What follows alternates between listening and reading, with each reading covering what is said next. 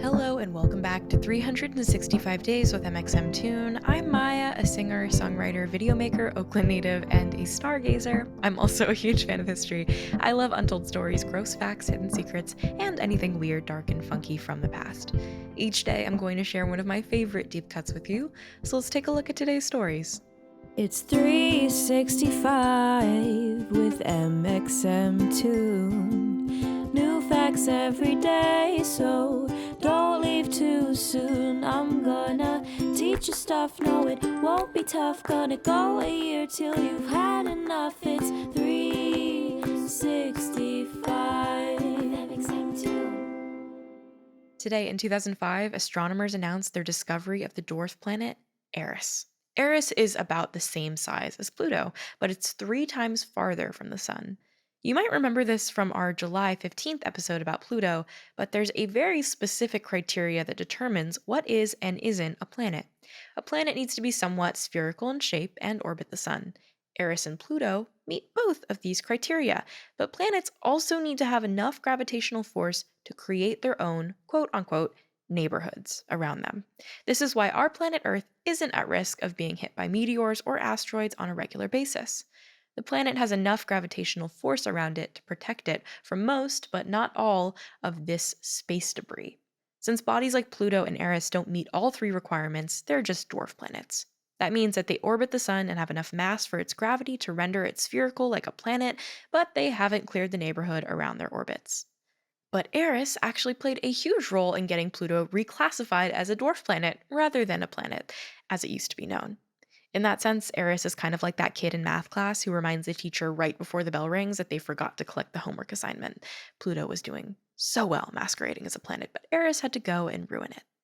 When scientists encountered Eris for the first time, it brought into question all the similarities between this body and Pluto. Sure, Eris is farther away from the Sun than Pluto, but it still manages to make a complete orbit. So if Eris and Pluto have pretty similar composition, why should we call Eris a dwarf planet while Pluto stays a planet? In fact, scientists even considered naming Eris the 10th planet of the solar system, but a meeting of the International Astronomical Union, or the IAU, decided that if Eris is a dwarf planet, unfortunately, so is Pluto.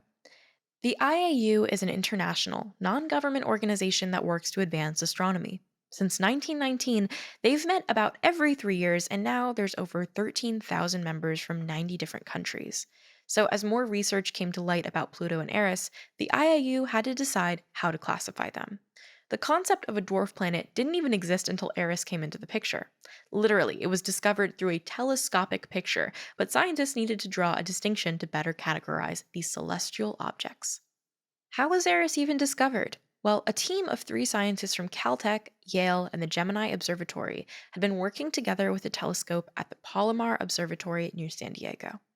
They were studying the Kuiper Belt, which lies in the far off fringes of the solar system. It's kind of like the asteroid belt that divides Mars and Jupiter, only bigger, colder, and further away. But Eris wasn't just some asteroid. Yeah, okay, it's a space rock, but it's a really, really big space rock, so big that it has enough gravitational pull to have its own moon. So, in my opinion, and in their opinion, that was no ordinary rock. Eris is so far away from the sun that when it gets too cold, its atmosphere collapses and freezes. Literally, the atmosphere turns into snowfall. And we thought we had an ozone layer problem here.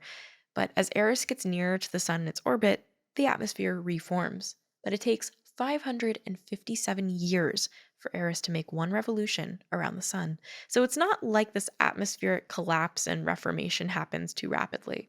That might be a bit too weird, though of course there's no one on Eris to witness it. While there's potential for life to have once existed on planets like Mars, where scientists have detected water, it's simply too cold on the outskirts of the solar system for any known life to survive. At first, the 3 scientists named the dwarf planet Xena after Xena Warrior Princess, a cult classic fantasy TV series that aired in the 90s. They named the dwarf planet's moon Gabrielle after Xena's sidekick in the TV show. But when Xena was determined to be a dwarf planet for good, they had to propose a more serious name. They chose Eris, the Greek goddess of discord. No, not Discord the app, discord as in conflict. This was sort of a tongue in cheek name referring to all of the discord that it created around what is or is not a planet. Now the moon is named Dysnomia, after Eris' daughter in Greek mythology. Sure, it would have been cool to have a planet named after a TV warrior princess, but I mean, the solar system clearly has a theme going on here. All of the planets are named after Greek or Roman gods, and it would be bold to disrupt that.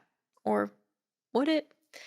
On the same day that this team of scientists announced the discovery of Eris, they also announced another dwarf planet, Makemake. They had discovered the dwarf planet around Easter, so at first they called it Easter Bunny, but that wasn't going to fly with the IAU. Instead, Makemake represents the god of fertility in the myths of Rapa Nui, an indigenous group from Easter Island. The scientists pushed for this since they wanted to preserve the planet's connection with Easter, but at the same time, it is cool that they incorporated the myths from the Rapa Nui, whose culture is less widely appreciated than that of the ancient Greeks and Romans. Now, let's talk about music.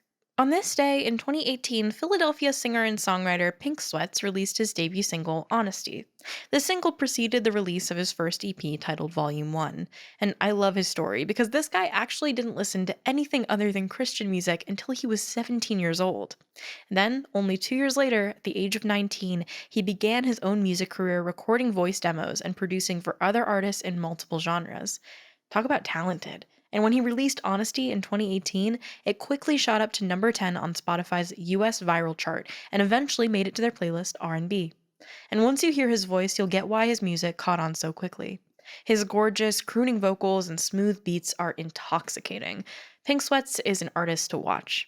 He released his debut full-length album in February 2021 and performed on The Tonight Show starring Jimmy Fallon in March. But one of my favorite facts about this all-around talented guy? He really got his name because he always wears pink sweatpants. And now for today's final segment, I'll be going back into my own photo archives to see what I was up to on a July 29th in my life. On July 29th, 2014, I went inner tubing on Lake Champlain in upstate New York. And fun fact, I actually just did that again. I feel like every single year I've talked about going on upstate a few times on the podcast already because I don't have any other memories except for being in an upstate New York area at some point in the summer most years because my family would live there. And we went inner tubing and I just did it the other day. In this photo, I am I'm 14 years old and I did it just like last weekend as a 21-year-old. I didn't even fall off. Well, so like, if you don't know what it is, basically you put an inner tube on the back of a speedboat and then whoever's driving the speedboat like tugs you along and you're like holding on for dear life so that way you don't fall off. I did not fall off the entire time. And me and my 23-year-old cousin, or I don't even remember how old my cousin is at this point, but we're at this point we're fully grown adults going on the inner tube and nobody else wanted to do it except for us. But we held on for dear life. Neither one of us fell off.